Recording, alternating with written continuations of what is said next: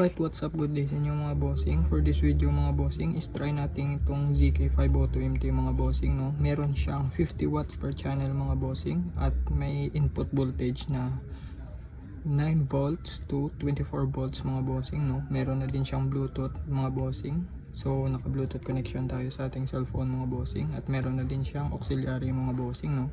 Auxiliary input mga bossing. So try natin mga bossing if kakayanin niya itong apat na speakers mga bossing, no. So ZK502MT 50 watts per channel mga bossing. Sound check. Closer, let me see that down. Let me slide this number to you. You can catch me in the streets with my blue khakis on, in my Chuck Taylor smoking blunts with my crew. Hey.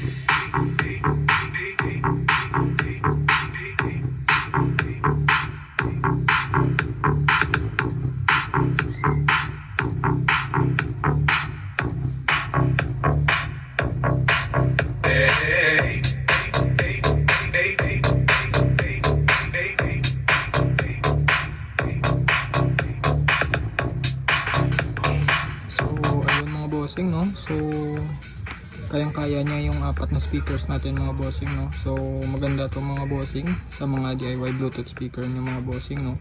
Or pwede rin to sa mga tricycle mga bossing, sa mga sound setup niyo mga bossing, no. So ZK502MT 50 watts per channel available diyan sa ating Yellow Basket mga bossing. Salamat.